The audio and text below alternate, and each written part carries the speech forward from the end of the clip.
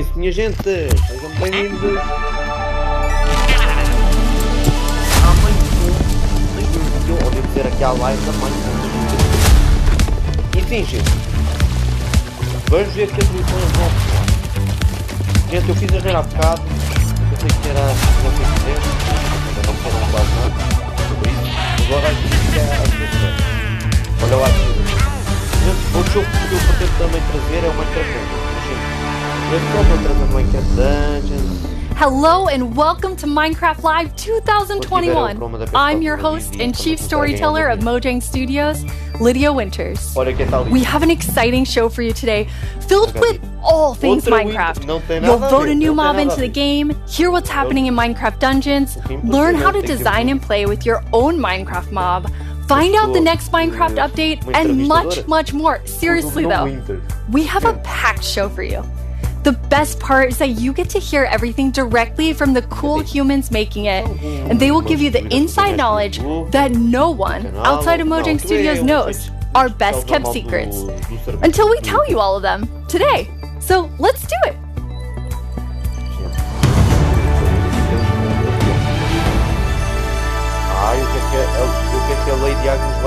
Our social team will be tweeting throughout the show and want to know what you think about everything we announce. Hang out with us here and also there. Last year, we announced quite an anticipated update, the Caves and the Cliffs update. We've seen all the incredible things you've done with Caves and Cliffs Part 1 and can't wait to see what you do with Part 2. Agnes and Henrik are here to give us a peek into the surprising development process for Caves and Cliffs Part 2. Hi Agnes, hi Henrik. Hello. Agnes, how are you feeling? I'm super happy to be here. I'm excited. Very excited. So excited. And Henrik, it's your first time on the Minecraft live stage. It is. It's not your first time though, right? It is not my first time. You two are going to tell us about Caves and Cliffs Part 2, and the thing that I think is the most amazing is how involved and how essential the community was to making it. Yes, yeah, this update changes basically everything about the world generation in the game.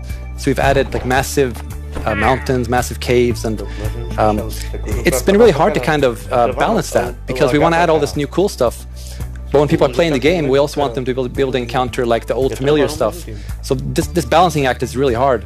So as designers and developers, when we test the stuff we built, how do we know if it's any good, right? How do we know if it's better? So we've needed a lot of help, and we've definitely gotten it. So we've been shipping snapshots, betas every week, and the people have been playtesting and giving us feedback. And it's just been wonderful. It feels kind of like they're colleagues helping us to build this great game. That's amazing. And you have an amazing example of someone who took a lot of time giving notes. Yeah. For example, a player tweeted at me this wonderful big picture showing like across different snapshots in the same location what changed across different snapshots, and offered some opinions on that and some feedback. And this kind of stuff takes a lot of time to do. It's research that the users are doing for us, and we get a lot of this stuff, and it just saves time, and that's time that we can use, of course, to make the game better. That's so amazing. Yeah, it truly is. And I mean, this is like the biggest update we ever done, and we couldn't have done it without the community. Oh, that's incredible.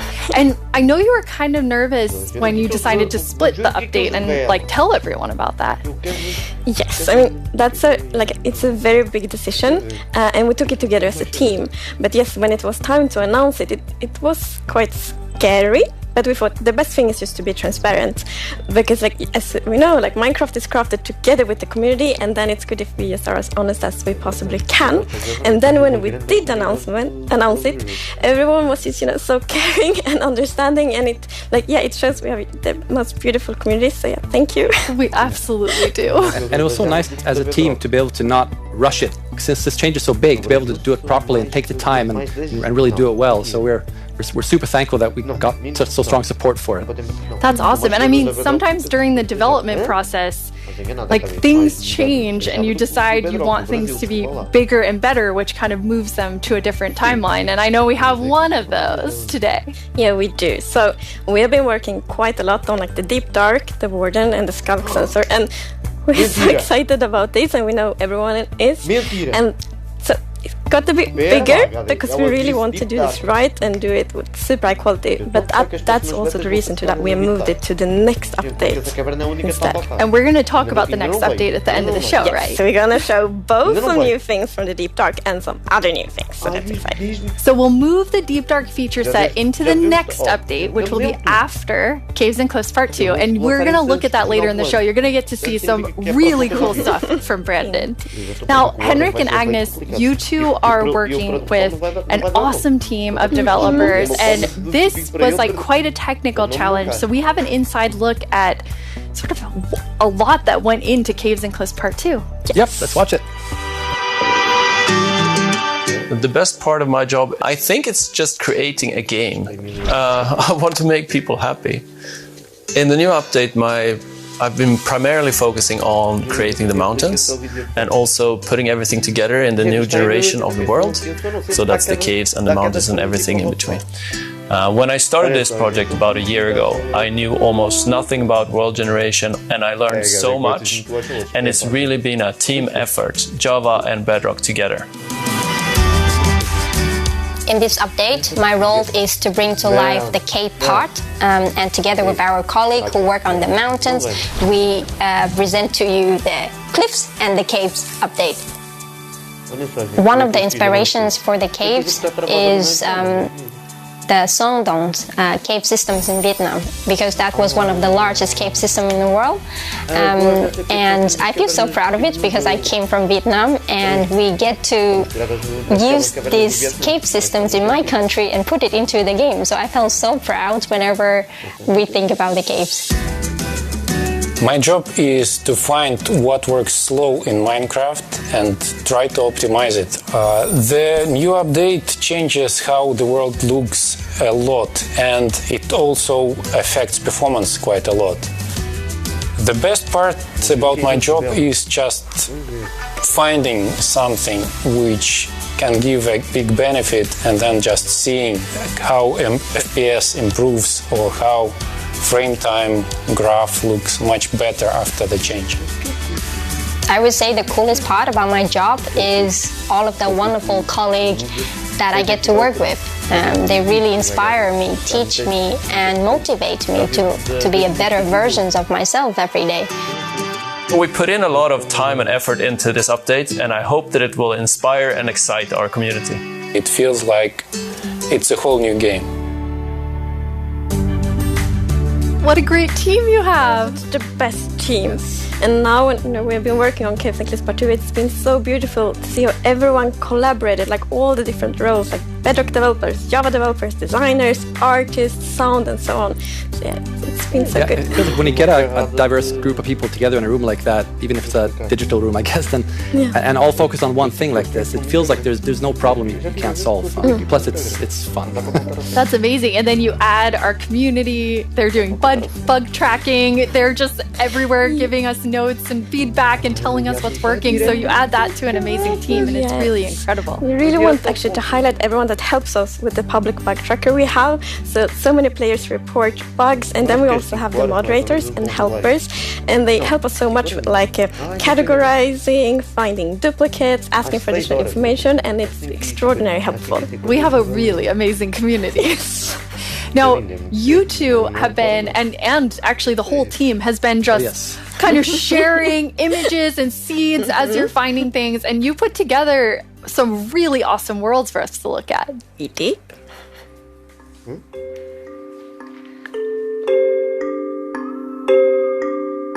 É agora. Olhem, gente. Olha, nós estivemos a explorar outra vez. É, gata, realmente foi que tu exploraste outra vez. Olha, a nova geração de montanhas também já metemos lá os pezinhos. Olha, a Badlands que já explorámos. Eu gosto muito da Badlands, é muito lindo. Só que, gente, isto vai ser um grande problema. Para quem tem um dispositivo por aqui, vai ser um grande problema. O que é que isto está-me a lembrar? Farmland. Nossa, isto vai ficar muito lindo. Mas quando lançar vai ficar muito lindo. O jogo vai ficar ainda mais pesado. Vai ficar lindo. Vai ficar extremamente lindo. extremamente pesado que o jogo fica. Wow, they're beautiful. Muita gente gosta muito daquela Yeah, what's interesting about this is when you look at that video, like initially the plan was just big mountains and natural looking cool mountains and caves, but as we started working on it, the scope kind of grew because we realized that we need to change all the terrain to make this all fit together.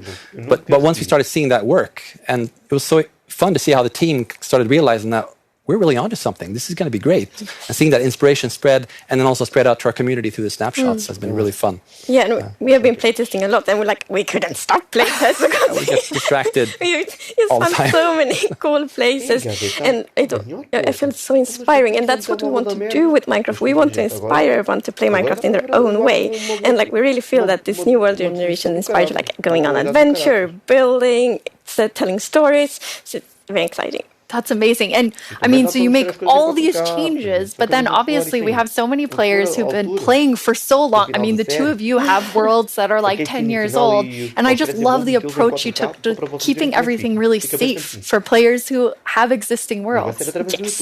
It's very important for us to be respectful to players' worlds. And Minecraft should be a game you can trust, because if you know that it works and it will work for many, many years, then you can spend all this love and time on your Minecraft world. So in Caves and Cliffs Part 2, we have actually done two things mainly to make sure that everything works well. And the first thing is blending. So as you can see in the picture here, to the left we don't have blending. So then when you update your old world to the new world generation, it would just be like an ugly edge. But now, with blending, it's actually all smooth and pretty. That's beautiful. That makes a huge difference. And Henrik, I know the other part you want to show us with your own world. Yeah. So what happens if you open your old world with a new version of Minecraft? And I took a look at what happens in my old world, which I've had for 10 years, playing with friends and family. And let's take a look. So there it is, all the old stuff we built 10 years ago.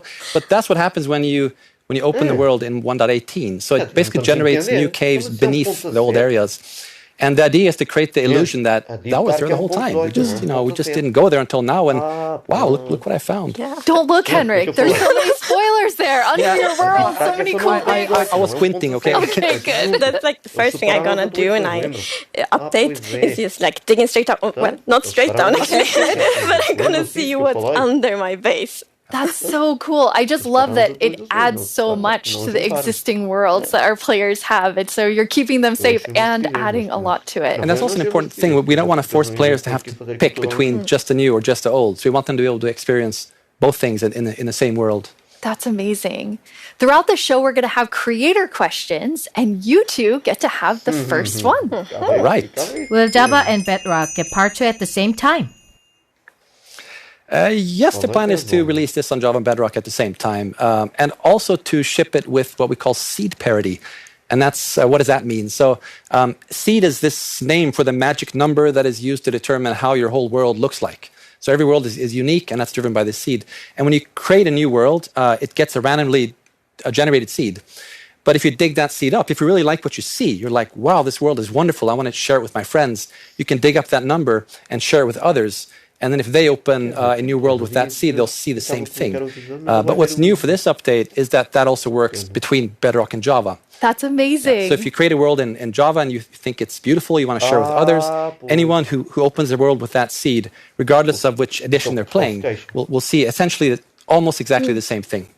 Yeah, it's almost identical. And it's a thing in the community, you find a super cool location and you share it, look at this world I found. And before, you couldn't do that with players on the other edition, but now everyone can just share cool places together. And I think that's really nice. It's really amazing. I mean, when you find these amazing, epic things in Caves and Cliffs Part 2, you obviously want to be able to share them. So seed parity is huge. I think everyone's going to be so excited about it. So we're not 100% there yet, but close. It's very similar. Details will be different. But seed almost parity. Seed almost parity. That's what we're going to call it. So I know everyone is anxiously, including myself, waiting for this update. When do we get it? So it's actually almost done. So we're going to release it in a month or two. That is amazing. Thank you so much, Agnes and Henrik. Thank you. Caves and Cliffs Part 2 will be coming to a screen near you in 1 to 2 months. And speaking of screens, soon there will be another place to play Minecraft. On November 2nd, Minecraft comes to Xbox Game Pass for PC. Minecraft. It's a game all about togetherness and teamwork. Let's take a look at some of Minecraft's most terrific teams. Zombies and the Drowned. Maybe not the best example. Let's try another. Cobblestone and Mossy Cobblestone. A relationship that's truly rock solid. Oh dear. How about Steve and Creeper? Okay, maybe not Steve and Creeper. Not them. Not them either. Ooh, that's gotta hurt. You realize this is going out live, right? If we don't find a great example of Minecraft togetherness soon... What's that, Goat? You've got the best example of togetherness yet? Okay, this better be good. Minecraft Bedrock Edition and Minecraft Java Edition. Finally, coming together for... No, that's not right. Absolutely not. That's the ticket. Minecraft Bedrock Edition and Minecraft Java Edition are coming to Xbox Game Pass for PC. We debated which edition to add to the service and decided why not add both. That means Game Pass for PC will be the only way to get Bedrock and Java in one place. Convenient. Perhaps a little too convenient? In any case, starting in November, you can play the original blockbuster, its cross-play supporting cousin, and a cartload of other games with Game Pass for PC. Excellent point, Goat. Game Pass does have PC games. And personally, I can't wait to play those PC games with my two best friends. Ah, the sweet smell of togetherness. Agora interessante. Nós temos que Hello, Minecrafters of the world! I'm Vubui, and I'm back yet again to help guide you through this year's incredibly important and potentially life-altering vote. Remember the Phantom? For an amazing mob that will be added to Minecraft. For those of you who haven't been a part of Minecraft Live before, here's how it works. Our developers came up with 3 different mobs that they think could potentially be a great addition to Minecraft for a variety of reasons. But you, the community of Minecraft players around the world, get to decide which one gets further developed and brought into the game in a future update, and which ones will live on only in our hearts as what could have been. Like you, little baby. I'll never forget you. Moving on. The actual winner of last year's intense mob vote was none other than the glow squid. If you haven't run into these majestic creatures swimming around under the stars on a clear night, you are really missing out. But that was last year and this is now. So here's what you need to do. We have 3 mobs for you to choose from, and there will be 2 rounds of voting. The first round, of course, will include all 3 mobs, but 1 will get voted out. In the second round, there will only be the 2 remaining mobs, then just 1 winner in the end. As in previous years, the vote will happen on Twitter. So if you don't already have an account, you'll need to quickly make one. And if you do have an account, make sure you're logged in. Then when I tell you it's time to vote, go to the Minecraft Twitter account and check out the live voting poll with all 3 mob options. Pick the one you want to see added to Minecraft and click to cast your vote. That's it. It's like super easy. Well, the clicking part is easy. The choosing part, considerably more difficult. Now that you know what to do, let's go over your options. And who better to talk about our 3 potential new mobs than someone who is tiny in size, but never in heart, the one, the only, Tiny Jens. Hey, Tiny Jens! So, can you help by telling What? I can't hear you! Hold on! Oh. I'll come up to the surface. Okay. We'll just wait. Oi. Can you hear me now? What? I still can't hear you. Hold on. So impatient. Vão por vocês, façam a vossa própria decisão. Eu vou fazer a minha própria, mas façam a própria decisão. Tiny Jens, you made it. Can you tell our viewers all about this year's mobs? I'm actually very busy. I lost Tiny Agnes again. I had retraced my steps, and now I have to go all the way back down there. Oh, I'm sorry about that. But don't worry. I know someone who can fill in for me. Great. Thanks. Oh, okay. Bye, Tiny Jens. Jens, you're here. Hi, Boo. Hello. Hello. Welcome. Thank you. I guess Tiny Jens sent you while he looks for Tiny Agnes once again. Exactly. It's a tough job. It really is. Well, since you're here, can you please tell everyone all about this year's mobs? Absolutely. So, as you already mentioned, the team came up with 3 lovely creatures that we believe that players will enjoy interacting with, and they are the Glare, the Lay, and the Copper Golem. Those all sound really cool. Absolutely. And to begin with, we have the Glare, which is a creature that flies around and doesn't really like dark areas, because it knows that in dark areas there might be monsters spawning. Yes. So naturally it goes to those areas and gets really grumpy about it, and that is to bring that player's attention so that the problem can be fixed. Okay. And we are thinking about ideas that in certain circumstances the Glare may even help you light up these areas to solve your monster spawning problems. The Glare sounds amazing. I'm ready to vote Glare now. Yes, but then we have the LA, which is also a flying, lovely creature that loves music and who doesn't? Nice sounds. And if you give it an item, it will start looking for similar items lying around and bring them to you. Okay. And if you also play on a note block, it will drop the items on that location instead. That's useful. Yes, and we imagine that players can maybe use this to make the LA help you with, I don't know, sorting items or clearing up areas. Yeah. I think there are many possibilities. Okay, so vote LA. I get it. Yes, but then we have the Copper Golem. Oh. And as the name implies, it's a golem made out of copper, so it's an excellent use for copper. And it will also interact with you, and since it's made out of copper, it will over time oxidize and maybe turn into a statue. But don't worry, you can deoxidize it using an axe, or it actually carries around a lightning rod on its head, so a lightning strike can also deoxidize it. Wow!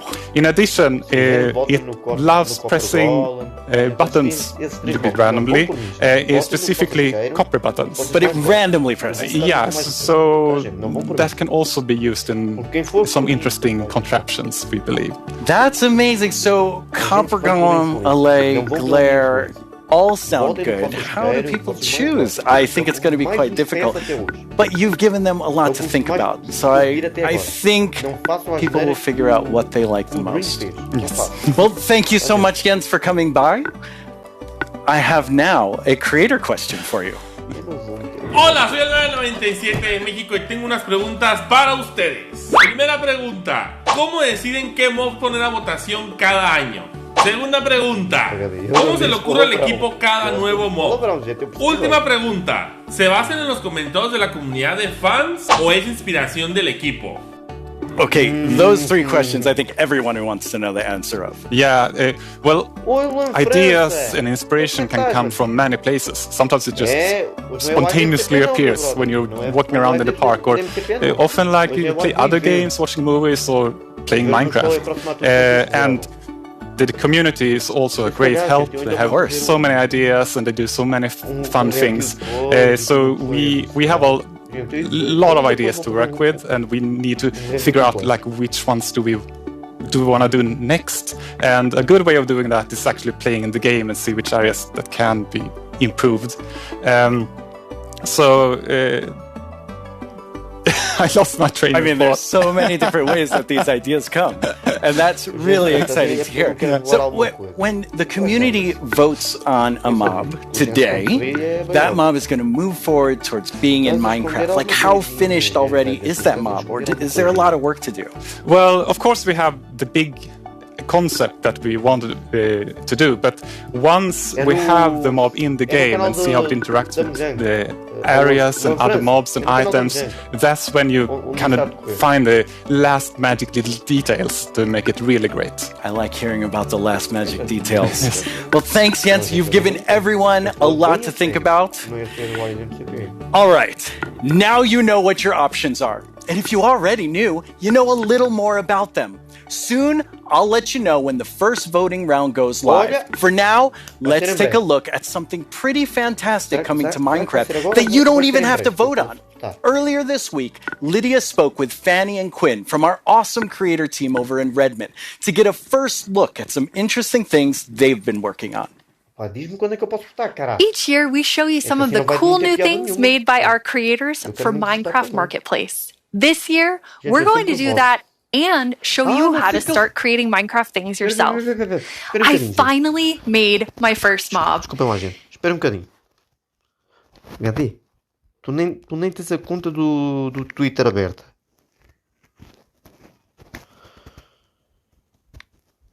Espera bocadinho, gente.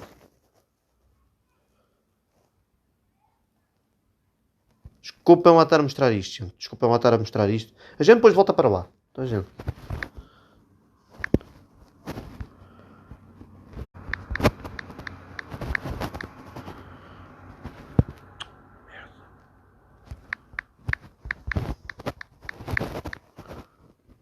Ai, que...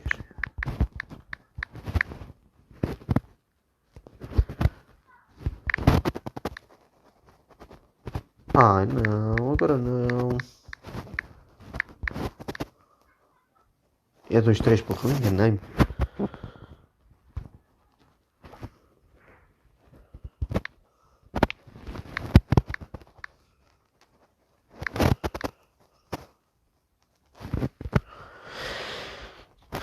Será que já votaram e eu não me dei conta? Eu acho que eles já votaram.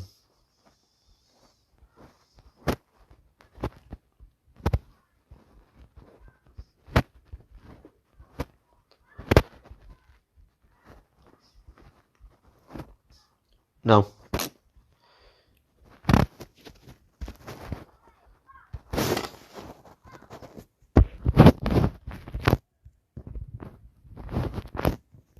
It's very weird. Fanny and Quinn are here to tell us all about how we can all become creators. Hi, Fanny and Quinn. Hello, Lydia. Hey, Lydia.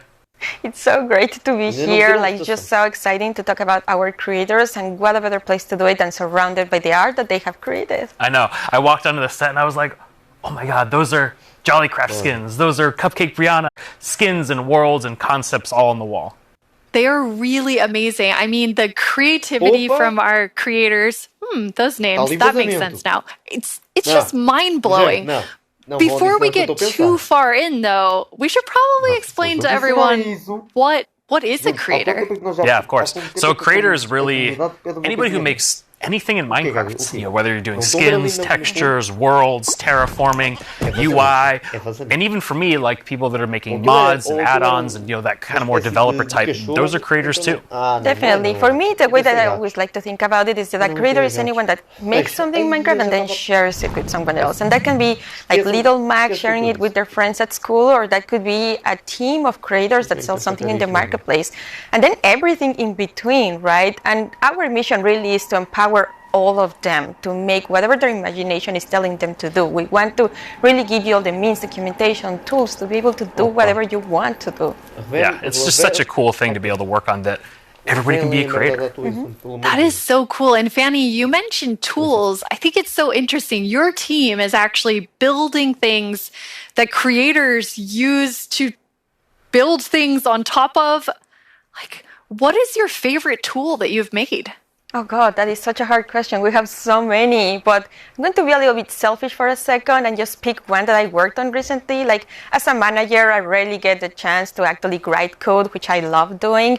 And this time we had a game jam, and I actually picked a creator community request, which is like implement a damage command that will help you like do cool effects with other mobs. And I just worked with a designer and we created this together, and I'm so excited to know that the team is actually now taking my code and is going to ship it for real. Very excited about that. Yeah, that's just so cool that you're able to do something just in a game jam, and then it turns into something real that our creators can use. For me, my favorite is the structure animation. Last year we shipped a map called Suburbia by Jiggerbob that is basically this world that you can manage your city, create plots for commercial, residential, balance your economy. And every single time you place one of those plots, it animates layer by layer by layer, adding just this immersiveness and polish to the map that just makes it, I don't know, above and beyond.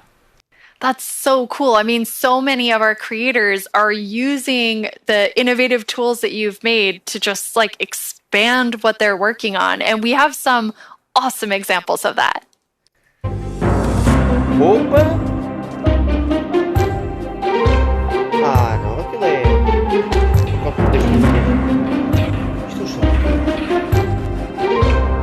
Isto é o servidor, gente! Olhem, gente! Atualização do servidor.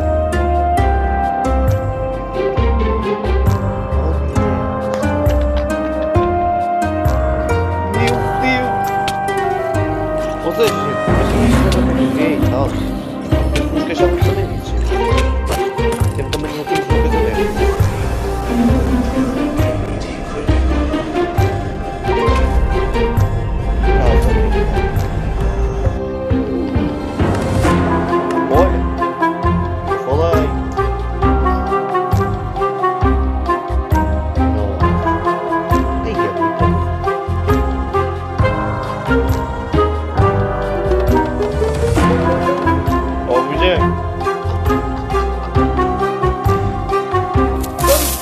Sabe o que é que isso é? Parece um bocadinho o top crack. Exatamente. I love how many examples there were of creators just using those tools in all different ways. What's that like for you to see, Fanny, when your team, you've all been working on making those things for our creators? It's definitely one of my favorite parts of like working with creators. You just give them one tool or two and they will make these crazy, amazing things. Like many times I see their creations, I'm like, how did they even do that? Like I know they're using our tools, but I don't know how they did that. It's so crazy. It's mind-blowing sometimes just what they're able to do with just the small little things that we give them. That's really, really cool. And we have a creator question for the two of you. Hey everyone, I'm EYStream, a Minecraft YouTuber, and I've got a question for you. Are these awesome features just for people who have experience in modding or creating content? And if we wanted to, how do people learn more about these features? It's such a great question, because the answer is no. They aren't just for, advanced modders or people that have been in the community for a long time. We actually just launched a new website we call Learning Portal. It's on minecraft.net/creator. And on that site, it basically links out to all of our resources to how to learn how to become a creator, learn how Minecraft content creation works. It also links out to our brand new documentation site that allows you to just go super deep into, learning the components and learning entities. And then the coolest thing that we added, which is how we made our mobs, is we use the Minecraft Entity Wizard, which is created by Yanis, and it's a Blockbench plugin that allows like super easy creation of mobs that you can add to your own Minecraft game. Hello everyone, my name is Yanis. I'm a software developer and Minecraft content creator.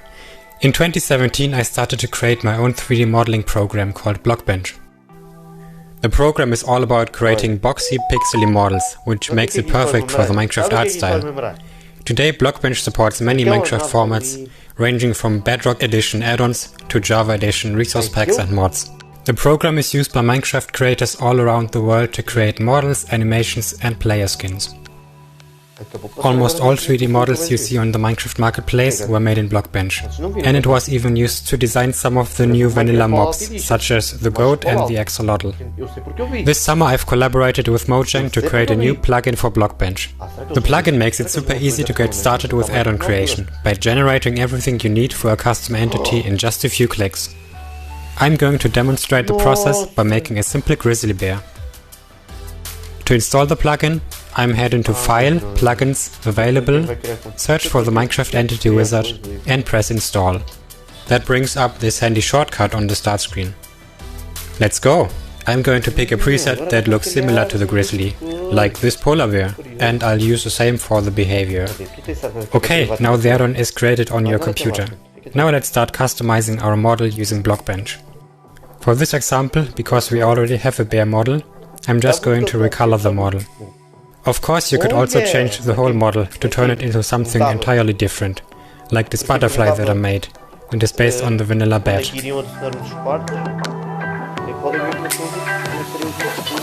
Okay, this looks good. Now I'm going to press save and switch over to Minecraft. I can find our new grizzly bear pack in the behavior pack section and simply enable it. This will automatically enable the resource pack as well. Now let's check out the entity in-game. I just need to grab a spawn egg from the inventory and use it. And here's our grizzly bear.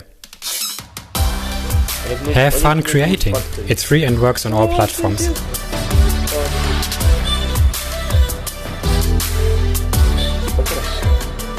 I already told you all that I made a mob, but actually all three of us made mobs because we wanted to showcase that anyone can be a creator.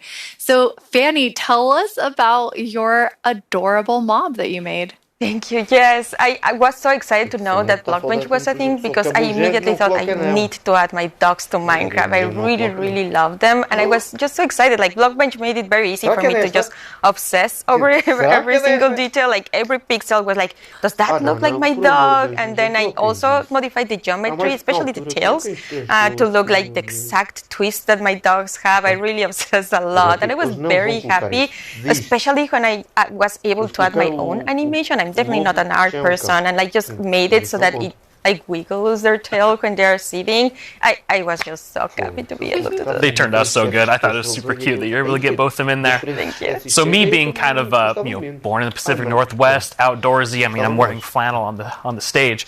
I wanted to kind of pull something from that nature. So I made Evelyn Evergreen. She's this kind of cute little evergreen tree that you maybe see, walking around the deep forest. Kind of fantasy driven. That I've animated the arms and the legs, just these little stick legs that kind of walk around. Just to add something, kind of cute and cool to the forests. Her eyes are really staring right into my soul. I love it. I would love to just happen upon Evelyn in the forest. So I went in a totally different direction from the two of you. I know, Quinn, you built your mob from scratch. Fanny, you built yours on top of a wolf. I built mine on top of something. I did not animate. I just wanted to do the beginner's course of Blockbench. And so I made something very near and dear to my Florida heart with a twist, which is what I'm calling an alolotl, an axolotl, and an alligator. Looks so kind of like a little dragon. It does look like a little dragon. It's a pretty good mashup there. I think it's great. Yeah, I thought an alligator and axolotl would be super innovative when added together, but it does just look like a dragon. But I'm okay with that because I am a creator now based on your definition, because I made that and I showed it to all of you, which seeing something that you make in a game that you've played, for me for 11 years, it was amazing. It is so rewarding, really, to be able to just do that. So we encourage you all to try it. Like if someone that paint is the only skill that I have, I know everyone can do it. So please go install Blockbench and try it out. We would be so incredibly proud to just see everything that you have built. We would love to see it. Yeah. It's available on all the platforms, and just post them on Twitter, post them on wherever you do, and we'll probably run across some of those, and we love seeing them. Oh, I can't wait to see what everyone else creates. And I mean, I think that our mobs are definitely ready for the mob vote next year, so we don't even have to work on anything else. These three are perfect. I'm gonna have to talk to the team about that. So we're not professional creators, obviously, by our mobs, even though they're lovely. But Quinn, you get to work with people who this is their full-time job, making Minecraft content for Marketplace. What is that like? It's something that I'm just immensely proud of. Like being able to see so many people engage in the marketplace and allow creators to become full-time Minecraft content creators as their careers. I think it's incredible too because the marketplace doesn't just support these huge studios, but we also have really small independent creators that make just texture packs, or like Charloquin Schematics. That's just a family on the West Coast that makes their own worlds. And the fact that the marketplace can support all of them and make it their full-time jobs is something that is just so cool. There's so much new content that our creators have made that we put together a video with some of our favorites from this past year.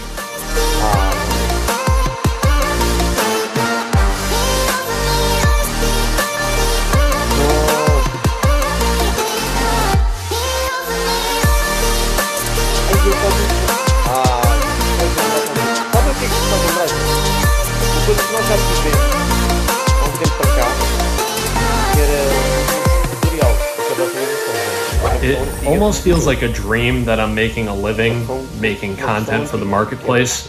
It is the best job that I could possibly ask for.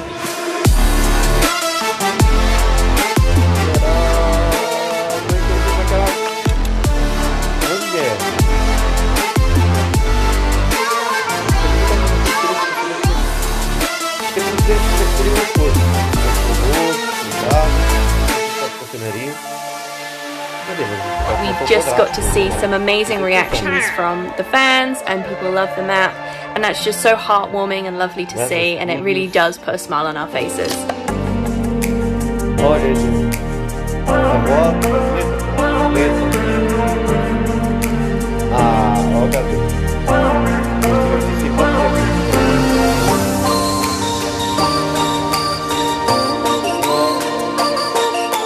The thing I like most about creating inside of Minecraft is the community that's been built up around it.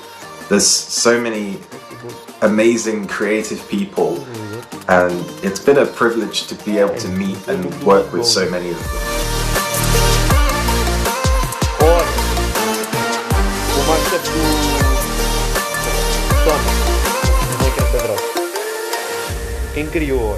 Quem foi criar machete?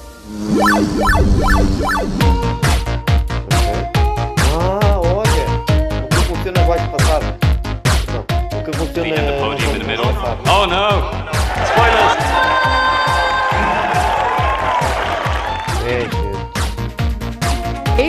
Wow! We're kicking things off with the announcement of the... We're gonna tell you right now. The update Aquatic. Village and Pillage. Seriously, I'm so excited. Bees! Bees! Let's look at some bees! To finally have a nether update. Holiday update will have the cats, pandas, bamboo and scaffolding. Caves and cliffs update. David Niesagen.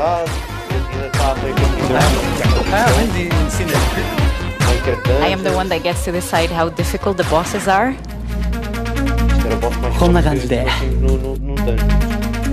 The results of the first vote are in. The winner is Tiger! Mountains. It's the Glow Squid! This is your chance to have a say in what goes into Minecraft.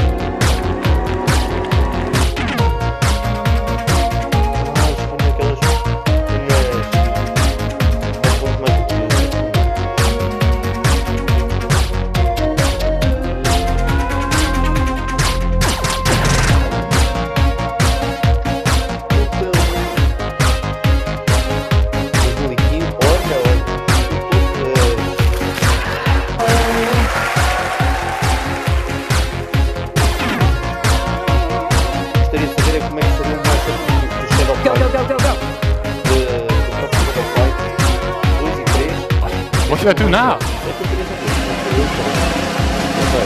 Moppy! Lembra-se do Mob B? 10 years ago, I stepped on the Minecon stage for the first time.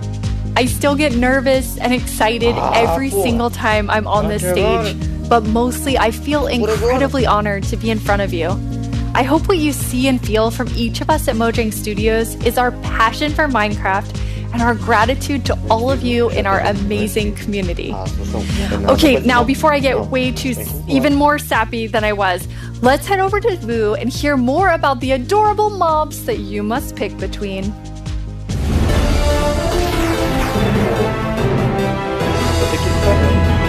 Here we go. It's almost time to vote. Before we do, though, let's take a quick look at your choices once more. We have the Glare, a mob that lets players know when they're in an area that's dark enough for monsters. You can bring it with you, and it will fly to dark areas. When it gets grumpy, you'll know that it's dark enough for monsters to spawn. Then there's the Allay. If you give it an item, it will collect matching ones for you. It also loves music, so if there's a note block nearby, that's where it will drop these items for you. And finally, the Copper Golem. A little golem that you yourself can make out of copper. They oxidize over time and will eventually freeze into statues. They love spending their time randomly pressing copper buttons, which would also be added to the game if the Copper Golem wins the vote. So those are your choices, and they are all so amazing. How will you choose? Jens gave us a lot to think about, and now you need to decide which mob you think you'd enjoy the most during your time playing Minecraft. Any of them would be useful. But choose your favorite and go vote for it now. Yes, that's right, the poll is now open. To cast your vote, make sure you're logged into your Twitter account, go to the Minecraft Twitter account and find the freshly launched poll with all 3 choices. Don't forget to click on the Minecraft. Are you sure that's the right footage? Finally, this is our...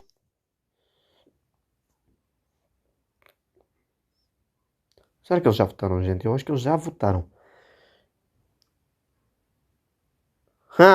Já sei qual é o que vai ganhar, gente. Já sei qual é o que vai ganhar. Já estou bem contente com isso. E pronto, gente, eu já votei.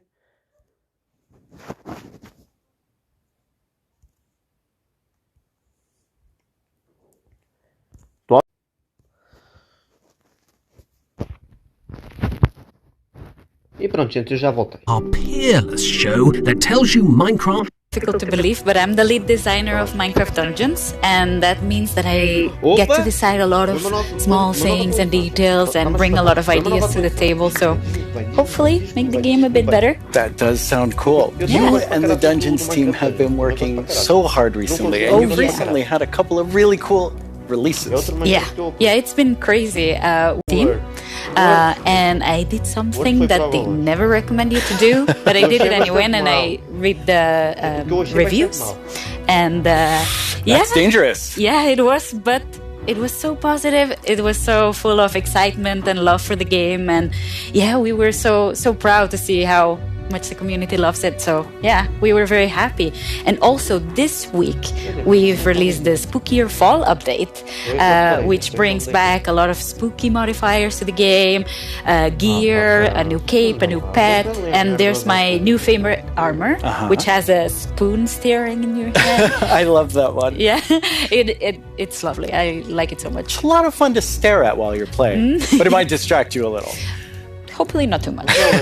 So those just came out, but we also have some new and exciting things to look at that haven't come out yet. Yes, let's check it out. Ah não, Mojang, vocês copiaram a ideia da NEC. Vocês copiadores de caralho.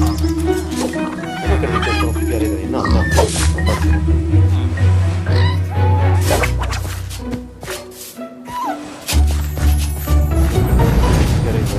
Ah não, Mojang, isto não. Copiar a ideia da NEC.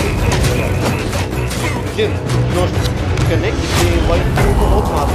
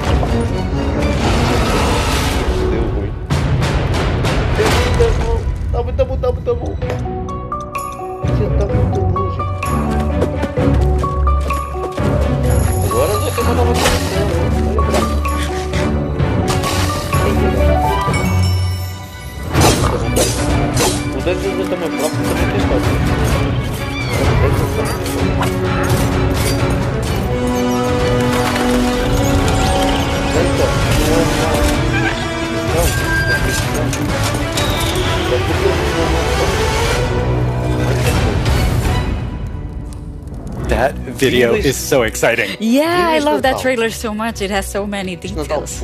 So there's a lot going on in that video and a lot to talk about, but why don't we start with, now that DLC is done, what are seasonal adventures? Right, yeah. Now that we are over with the story of the Orb of Dominance, we sat together with our friends at Double 11 and we started working on seasonal adventures, which are a new way for the player to progress through the game and increase in ranks, gather points, and hopefully get cool rewards at the end. That sounds amazing. Yeah. So how long did they last?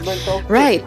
Seasonal adventures, although the name is seasonal, will be infinite technically. Okay. So, for instance, say we release seasonal adventure number 2, you will always be able to go back to seasonal adventure number 1, gather some rewards there, go back to number 2, gather some rewards there. So it's a bit up to you what you decide to do with it. That's amazing. So it just lasts forever. You get the new content and you still have the old content. All the content. And speaking of content, what are some of these new things that players can unlock? Right, yeah, we added tons of new rewards that are completely new to the Minecraft universe, some old, some new. We have tons of new pets. We have things like the duck and the fox, and I am so in love with all of them. We have flares, which are new VFX that you can apply to your character, so whenever you drink a potion or you beat an enemy, you get to show off a little bit and get some shininess there. Also, we got in some emotes, which are these little dances or little expressions you can do with your character. Show off a little. Yeah, exactly, and have some fun with your friends. Why not? Like we see here, having a party.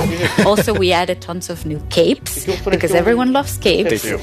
And tons of new skins, just in case we were missing. That's a lot of skins. Yeah, that's a ton of skins. Yes. Well, now we have a question from a Minecraft creator. Right. Hey, Strawberry17 here, and I have a question. Will there be free content included as a part of seasonal adventures? The answer is yes. We always try to make sure there's content for everyone, regardless. So for seasonal adventures, there'll always be a free track and a track you can pay for. So there'll be different rewards in each, and you'll be able to get whichever you want at any time. So yeah, we wanted to cater everyone. That's great. So how do you earn rewards? Right. You will be able to get adventure points all throughout the game, meaning that doing the regular stuff you do, you'll get them. Like, say you beat a daily trial. At the end of the daily trial, you get adventure points. Also, we implemented new weekly challenges. So we'll ask you, like, this week, if you beat 100 zombies, you'll get extra adventure points. That's a lot of zombies. Yeah, but people do it so fast. I'm also impressed. And also, the best way to get adventure points is in the tower. Okay, the tower, which we have not spoken about No. yet. So what is the tower? The tower is another free single-player feature that we've added to camp. So you'll be able to see this gigantic tower in the camp. I love how it turned out. And it is a space with 30 different floors, each floor harder than the one before. And you'll get to fight in arena mobs. You'll get to fight bosses. You'll get to meet some new tower inhabitants and hopefully explore around and be able to test your skill. So you will start with a completely blank character from the bottom, and you'll be able to find new gear as you progress. Okay. So yeah, the floors get more difficult, your character gets stronger, and you can test your skill. That sounds really fun. So let's take a look at some live gameplay of the tower right now. And for that, we have JP. Hi, JP. Hello. How do you like my throne? I think you stole that throne from the Arch-Illager. I think he stole it from me. Looking so my stuff. Let's go loot the tower. Nice.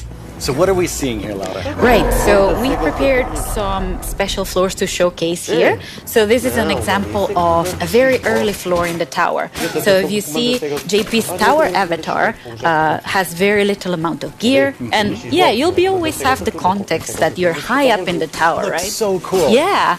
We also wanted to make sure that the tower was this whimsical, magical space. So yeah, we have a boat, we have a river, why not?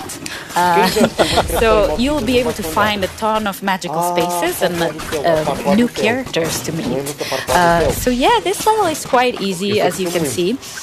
since it's very early on. Yeah, JP's doing really well. Yeah, exactly. Oh, and we can see a sneak peek up there in that balcony. That's our tower keeper. Very cool. Yeah, that's a character that will guide you through the tower and will guide you around and ooh. Wow, JP did really well. Yeah, Maybe it was so fast. Too easy. Yeah. So each of these levels generates itself, but you can come back for up to 2 weeks and replay the same thing. Right, yeah. Our tower runs will be seeded and they will change every 2 weeks, meaning that for 2 weeks you'll be able to learn what happens in every floor. So say I reach floor 5 and I get defeated at floor 5. So then next time around, I'll remember, I should have chosen a different weapon and then I bet I could have done it. So yeah, you can share those tips with your friends and you can learn together how to go through the tower. Yeah, practice and get better. Exactly. All right, let's give JP a real challenge now. Right. We're going to go up the tower to a much higher floor. Right. You ready, JP? Let's do it. Right, so here we've prepared a sample of what a harder floor could look like. So we try to add new exciting combinations of mobs that we've never had before. So JP is right now fighting jungle mobs, but there'll be ice mob together with them, and there'll be some new mobs. Here you can see some tower wraiths that spawn fire in different new combinations. We also will have tower guards, which are extremely bulky guards. We even have a guest in the mix, and JP is getting sniped by it. So we're getting that's a tower guard right there. So yeah, we're getting tons of new combinations and new ways to experience the game and defeat mobs and find strategies. And gas looks really difficult. Yes, it is. JP's not doing so good right now. No. Let's see. Oh, JP, that was a valiant attempt. Yes. Really, really good. That was so good. So you've talked about so many new things. Yeah. When will people get to see them? Right. We'll get to see them. Hopefully everyone will get to play in December. So very, very soon. That is very soon. Thank you so much, Laura, for coming by. This is all very exciting. Thank you for having me. Let's take one last look at some gameplay from the tower.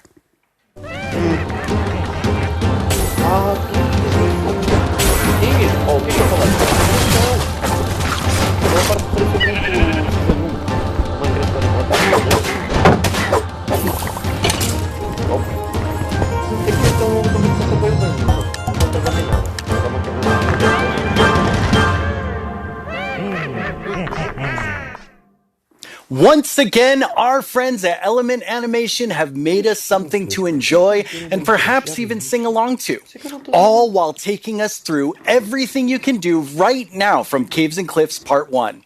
Try not to get this one stuck in your head all week. I only say this because it's been stuck in mine. Hey, you two! Have you discovered all the features in Part 1 of the Caves and Cliffs update? No. Menti. There's brand new colored candles and the lichen makes walls glow. You'll find some amethyst if you look inside a geode. The buds grow into clusters, then you get shocked when they're bright. These are just a few of all the things there are to find, like jump across some drip leaves, make your path from these. Spending too much time in powder snow will make you freeze. You can mine raw copper, smelt some ingots into blocks. A lightning rod and thunderstorms will stop you getting shot. Copper oxidizes, but to stop it, make it wax. Craft your raw ores into raw blocks if you've got too many stacks. Agora é a parte daquilo que eles levaram na parte. You can find axolotls in the water underground.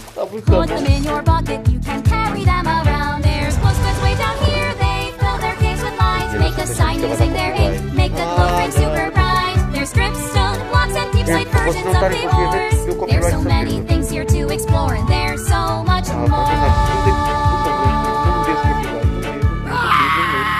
There's so much more.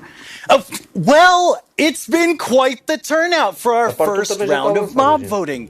You have made your decision, and now one mob must go. We have the Glare, the Allay, and the copper golem. But you, the community, have spoken, and now one mob must leave the race. And that mob is the glare. So that still leaves 2 amazing mobs to choose from. Which one do you want? Will it be the Allay or the copper golem? How do you see yourself playing and interacting with them in the future? Which one will make your game life easier or more fun? Or like the Year of the Phantom, way more terrifying? Don't worry about what anyone else wants. This is all about you and how you want to play Minecraft. But make your decision quickly because it's time to vote again. There's a brand new poll just posted to the Minecraft Twitter account with only these 2 mob finalists to choose from. Make sure you're logged onto Twitter and click the mob that you just can't wait to spend your days and nights with in the game. Your vote really counts, so don't miss out on your chance to change Minecraft. I know who I'm going to vote for, and I think I can see Jens voting right now.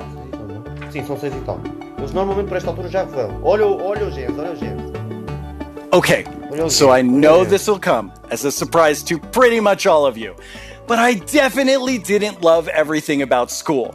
Maybe that would have been different if I had Minecraft in my classes. Minecraft Education Edition is available for schools, homeschools, and after-school programs. You can explore awesome education content in Minecraft Marketplace. Learn about everything from sustainability to ancient worlds, even how to speak new languages, all in Minecraft. The coolest part is seeing how with Minecraft, the students often become the teachers. When I tried becoming the teacher in my 5th grade science class, well, let's just say it wasn't appreciated. But anyway, let's take a look at how Minecraft is being used in classrooms around the world by kids who didn't get in trouble just for telling everyone that homework was canceled forever.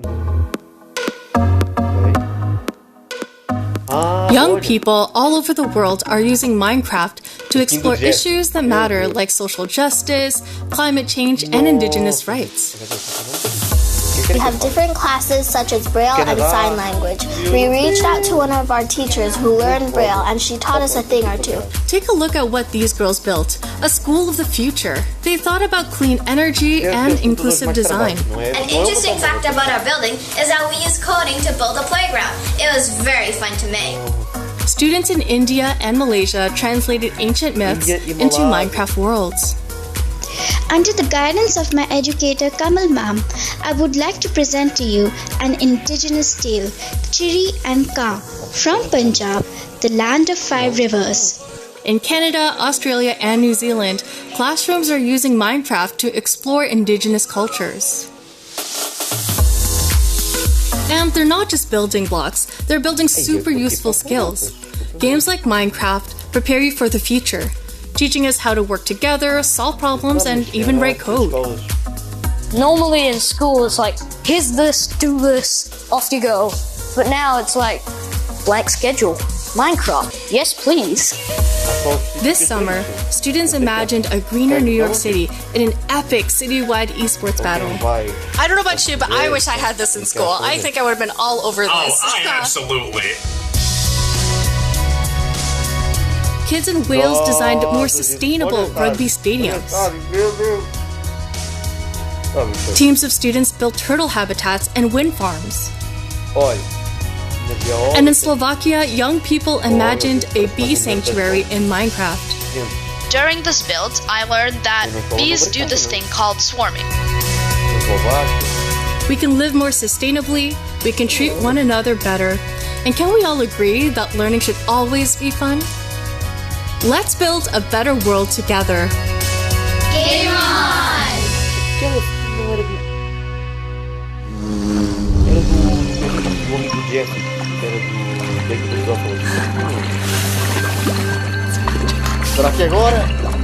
Now it's the big moment. Let's talk to Agnes about the next update. Welcome back, Agnes. Thank you. How's the show felt for you? Super good. Like, I think it's a really fun show, and also because we've shown so many exciting things. Absolutely. I mean, I'm feeling quite nostalgic since this is number 10, and I have to say, I was the 7th employee, the first woman on the team, and when I see you leading Minecraft, I just feel so excited about where we're going. Thank you. That was very sweet of you. And of course, we managed that lead it together. But I'm like the creative lead, and I'm super happy about that. But it feels quite surreal because I also used to be a Minecraft player and love this game, and it's I'm very happy and lucky to be here. Yes, I think we all feel that way, and it's so cool having so many people on the team who play and love it and care about it, and like we all feel like. I mean, we are part of the community too. Yes, we definitely are. And now, Agnes, you are going to reveal to us what the next update is. Yes. Okay, so the next update is called the Wild Update. The Wild Update sounds very intriguing. So what does it encompass? So the word wild mainly means like two things for us. So the first thing is like beautiful nature, and the second thing is like really scary challenges and adventures. Oh, that sounds awesome. And so what we're going to do is we're going to have some of our gameplay designers come and tell us more about specific things about the Wild Update because there's these different parts to it. And we have the first one here, which is our Deep Dark expert, Brandon. Hello. Hi, Brandon. Welcome. Thank you. So we've moved the Deep Dark into this update. Can you talk to us more about why? Yes, I mean, one of the biggest things about the Deep Dark and the Warden and the Skulk is that it's just expanded, it's gotten bigger, and we really wanted to make sure that we did this right and that we didn't just rush it. That includes even unique loot inside the Deep Dark as well. And yeah, we also want to make sure that let's actually look at some of the new things that we have in it right now, which is the ancient cities. That's awesome. I can't wait. Oh, wow. Estás a brincar. Eu pensei que ia ser só aquilo, merda.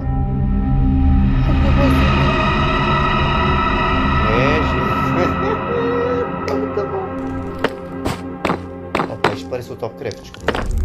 Espera, isto parece o Topcraft. A gente tem aqui o Topcraft, porra.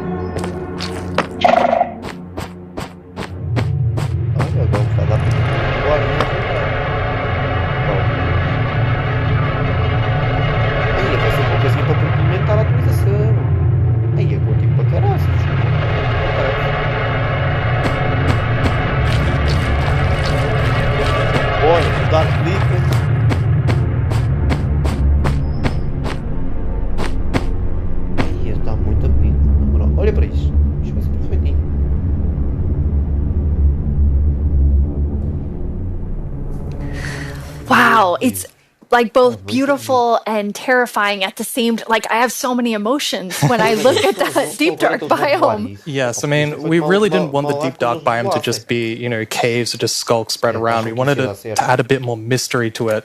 And, there's this ancient city, and what is it doing there? We're not going to tell the players. We're just going to let them go throughout and explore and see what they come to.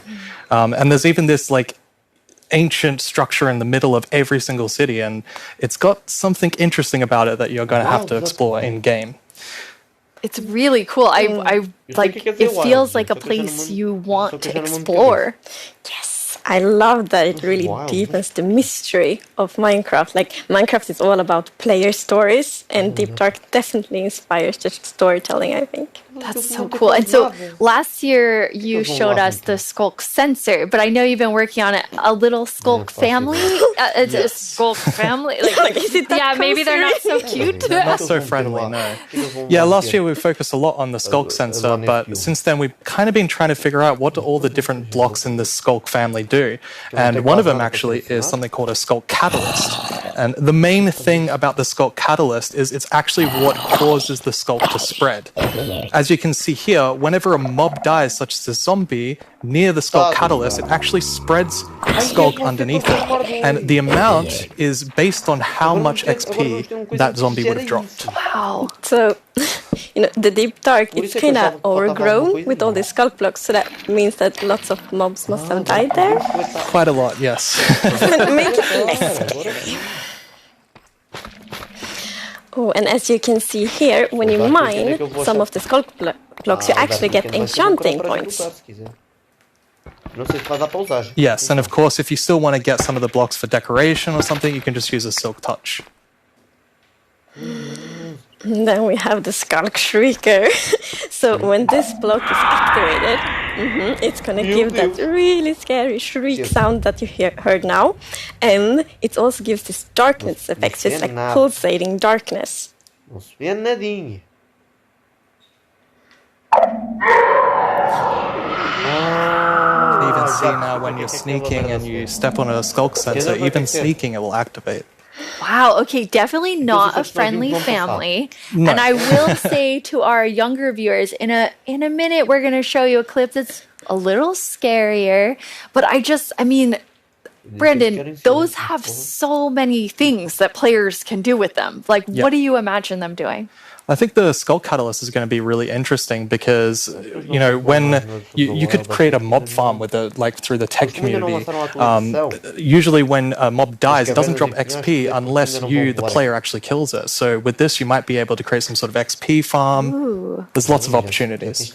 And you can build experiences for other players. Like imagine building a haunted mansion or a really dark forest, and then you have the shriekers. Terrifying. So then, when players out walking and then they activate the shriek and hear like that's amazing. Or you do that all around your world, and just whenever anyone's visiting I'm not going to visit your world. Shriekers are just shrieking. We have a community question for you. Hi, it's Jinjam from Germany, and my question is, what was the inspiration behind the Shrieker? Yeah, I mean, that's an interesting question. From the art side, we actually had the inspiration behind the human larynx, which is like the vocal cord or vocal structure or something, just something that represents kind of creating sounds. And from the gameplay perspective, we wanted to make sure that, first of all, the warden spawns in a unique way, and also in a way that you can avoid it. So usually you can kind of sneak around, and as long as you don't activate the Skulk Shriekers, then the warden won't come. But if you do make too many noises and the Skulk Shrieker activates too many times, the warden will come. Warden.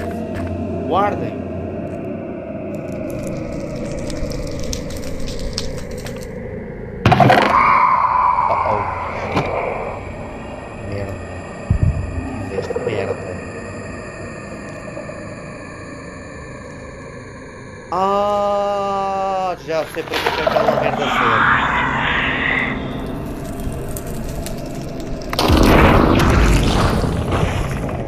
Entenderam, pois não?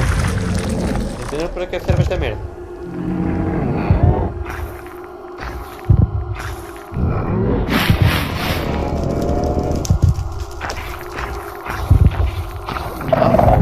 Uh-oh.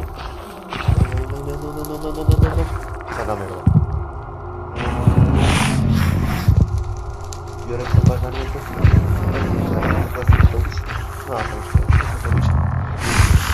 Ter os pés aqui nem vale a pena. Nem com uma armadura de ferro. Aí, mas isto é para caralho.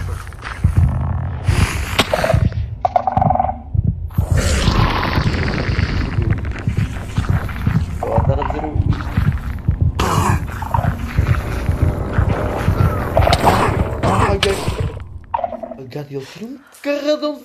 I'm kind of back to thinking that the Skulk family is very adorable and sweet after seeing that. Wow, there is a lot there, Brandon. Definitely a lot to unpack. I mean, the first thing is that the warden actually emerges underground. So that means that wardens are kind of in the deep dark, in the walls, under the floor.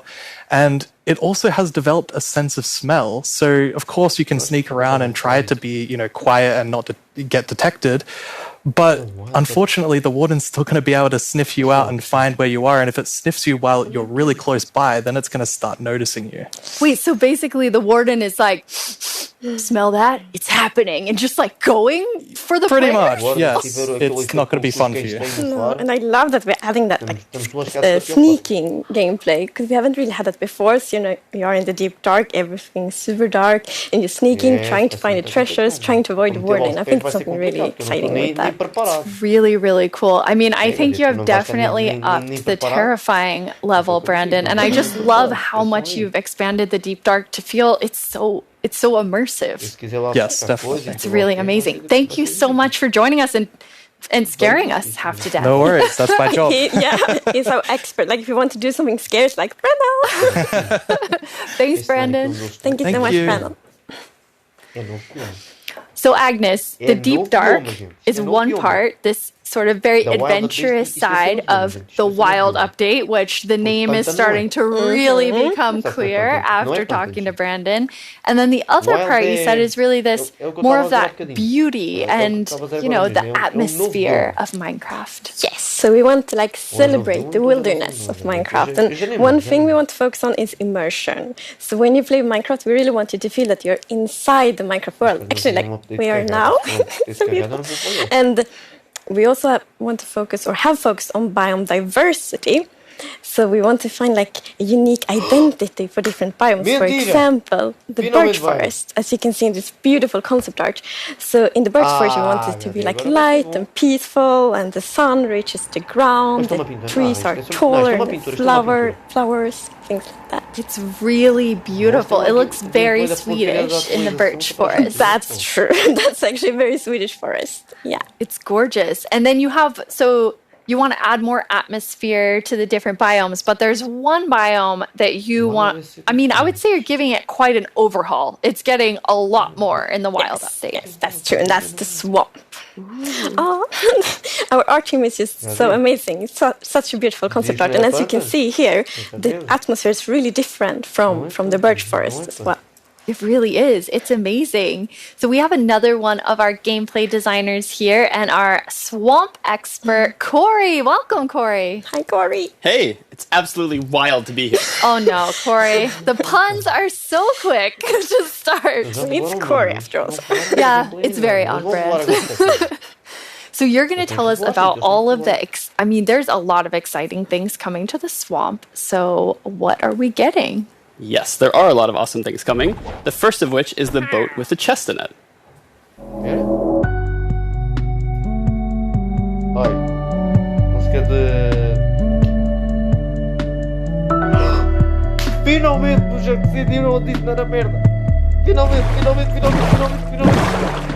Ei, HD, finalmente. Eles aprovaram. Porra, finalmente nós queixaram naquela maldita... de votação. It's so useful and relaxing. Yes, and especially now, you know, in Caves and Cliffs Part 2, we have even wider rivers, so it's easier to travel in water, so it's going to be like extra useful. Yeah, and like in the aquifers as well. Yes, so like when you go rafting in the caves, you can like put your diamonds in the chest in your boat. Oh, it's really amazing. And you've been working on what I think now will be my favorite tree in Minecraft. Yes, we are adding the mangrove tree to Minecraft. So as you can see here, this is a propagule, and propagules grow from mangrove trees. They're actually like ready to grow mini mangroves growing from the mangrove. And you can see here the mangrove tree grows propped up on root blocks.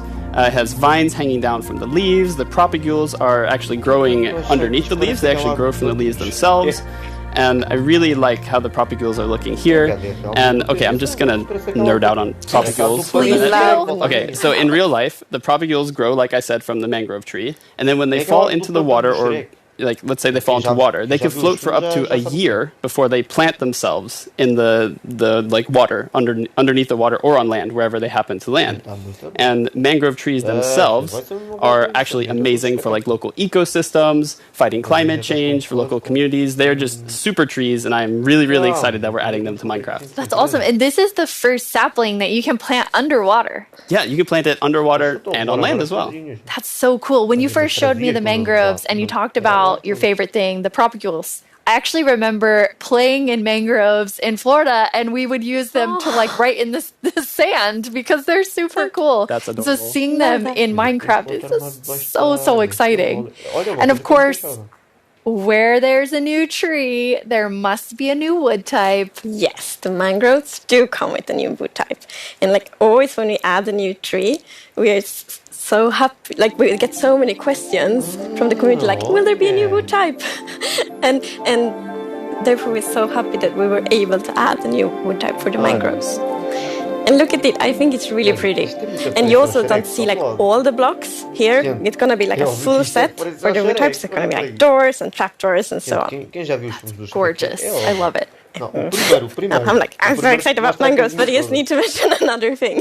Because we decided to go with like really big roots, and I think those are so cool. And we actually prototyped quite a lot back and forth, and it was a bit tricky to decide how the root should look like, as you see in this picture here. But now I'm so happy that we went with the like multi-block roots, because for example when you like go with a boat and then you can go under the mangroves, and I think that adds such a nice feeling to it. Yeah, like in this picture. It's really nice atmosphere. That's beautiful. I really agree. And like when I was testing, I really loved that feeling of like being underneath it, being like this huge feeling. And I wanted more. I wanted to be surrounded by mangroves. So I was like, why don't I just make a mangrove swamp biome where I'm completely surrounded by them? So as you can see in this video, walking around, you're just completely surrounded in the mangrove swamp. It's just mangroves as far as the eye can see, just like in real life. And you have all the mangroves propped up on their roots, growing in the water, so you can take your boat underneath like Agnes likes. And you're just completely surrounded by the awesome beauty of it. It's so beautiful. Oh, and I mean, during sunset, every time I was testing, I would actually like pause the day-night cycle just to watch the sunset in the mangrove swamp. It was super beautiful. That's absolutely gorgeous. I noticed that was not dirt. Good eye, Lydia. That was wet dirt, otherwise known as mud. That's amazing. So you've actually added mud to do something really cool. Yeah, so we're adding really cool renewability mechanics to mud. The first of which is if you take a dirt block and pour a water bottle on it, then you can get more mud. And then the other one is if you take your mud block and you stick it on top of the dripstone, it will sort of like drip the water out of the mud and eventually dry it out, which turns into clay. I love the renewable clay. Like I always need more bricks. So perfect. Yeah, your local mason isn't going to be super happy with you though. That's actually true. I have this one mason, the diamond tier mason in my village, and I always trade with them. You're taking a villager's job. They might be a bit upset now, but still renewable clay. Yeah, it's really, really cool. And you're also using mud to make a new block. Yes, we're also adding mud bricks. So mud bricks are a really, really exciting like building block. And as you can see here, the brick texture is actually different than the other stone bricks that we have in the game. So they're sort of smaller, more compact, but it is really cool like to build with. It matches a lot of different block sets, and I'm really excited to build with them. I just love the look of them. They're awesome. So beautiful. We have a creator question for the two of you. どうもこんにちはプチプチです。私からの質問はねこちらになります。どうして泥レンガを追加することにしたのでしょうか? I'm so excited they asked this question because I really wanted to answer it. So the main reason that I wanted to add mud bricks to the game is that I really wanted people to feel like all around the world, there are houses built out of mud bricks. So many people around the world have houses, buildings using mud bricks. And I really wanted people who are playing Minecraft to feel like they could build their home and feel like they're at home in Minecraft. So I'm really glad we got to add them for that reason. Amazing. Yes, and it's so important for us that like everyone feels equally welcome when playing Minecraft. Oh, that is absolutely amazing. Now, so we have like amazing new trees. We have mud everywhere. We definitely need something very cute. Yes. Well, very cute and quite derpy because we're adding frogs.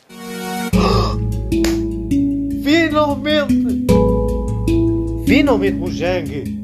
Porra! Uma coisa que nós nos queixávamos. Ai, eu não acredito. Finalmente decidiram adicionar a porcaria dos chaves. Finalmente decidiram adicionar a porcaria dos chaves. Finalmente. They are cute and derpy. That's the perfect description of them. The croaking is amazing. And did you see the one that jumped like backwards? One fell in the water. Silly frogs, yes. And they do love to jump around, and especially on lily pads, and actually also on big drip leaf, because the big drip leaves kind of look like lily pads. But the funny thing with that is then when they jump on top of the big drip leaves, it's gonna tilt and then they fall down. One of them did it just. Maybe it's a frog slide. No. And you're adding another little tiny creature to this update. Yes, the fireflies. So you can see them roaming around, adding a lot of ambience to the swamp, making it feel just nice and cozy at night. But really, my favorite part of them is just making the world come to life, like feeling like there is life going on all around you. And oh yeah, also their frog food. Yeah, forgot to mention that. They're frog food. Poor fireflies. Yes. Yeah, but look how happy the frog is. Yeah, and they're beautiful frog food. So you can both enjoy them in the atmosphere and the frogs get to eat. So that's, Everybody wins. Now, we're calling them fireflies, but Corey, is that what you called them growing up? Actually, no. We called them lightning bugs. I did too. And in Swedish, it's eldflugor, and that actually literally translates to fireflies. Okay. It's very interesting. It became a lot of people talking about what you called it growing up. But we're really excited to have fireflies or lightning bugs in the game. I want to know more about baby frogs.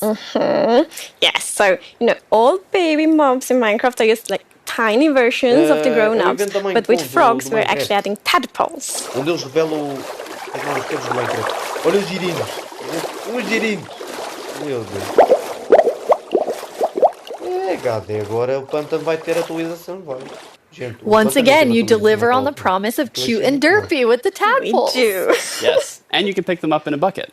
Yes, and that's actually extra helpful for the tadpoles, because we have frog variants, and when a tadpole grows up, it will pick a variant depending on the temperature in the biome it grows up in. So, for example, if it grows up in a really cold place, it's going to turn into a snowy frog. Yeah, as you can see here. So the frogs have kind of two main systems. One is the tadpole system, and the other one is the cold-blooded system. So the frogs are the first cold-blooded animal in Minecraft. And in real life, there actually are frog variants that pick a color depending on, or they adapt their color depending on temperature. And we wanted to have that in Minecraft. We wanted to Minecraftify it. So therefore, the tadpole's going to pick a variant instead, depending on the temperature. That's so cool. And there are 3 variants. Yes, it's going to be 3 variants. Okay, so we've seen 2. What's the third one? The third one is the tropical frog. Yes. So let's say you were venturing out into the desert or the jungle, and you take your tadpole with you, and if it grows up there, it'll turn into a lovely tropical frog. And what I really love about the tropical frogs is how just relaxed they look, and they're blending into the sand almost. They're just so relaxed, just chilling there. Yeah. And I think there was a reason that they were. Yes, there is a reason they are white. So I was reading a lot about frogs. Always when we had something new, we read up a lot. It's super fun because we can be really geeky. And then I learned about the real life frog that's called grey foam nest tree frog and lives, for example, in Angola, Botswana, and Kenya. And that frog can actually turn almost white to avoid overheating.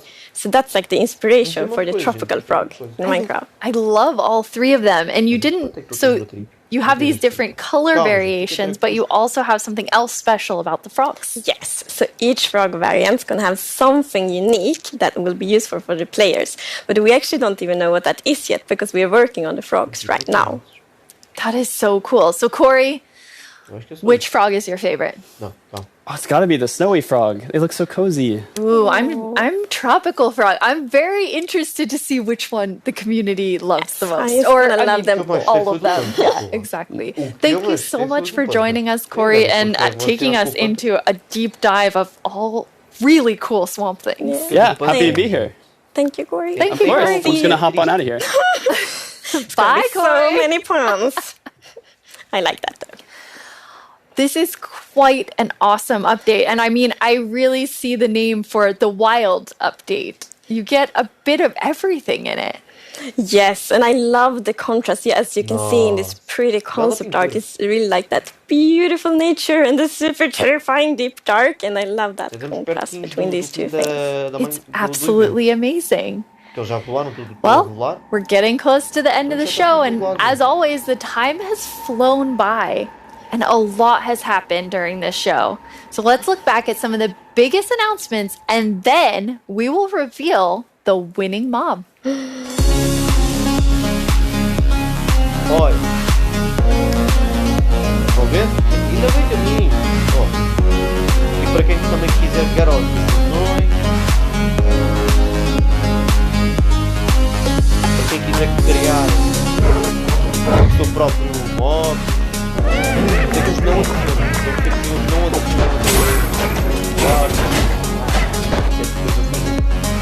eu vou terminar por aqui.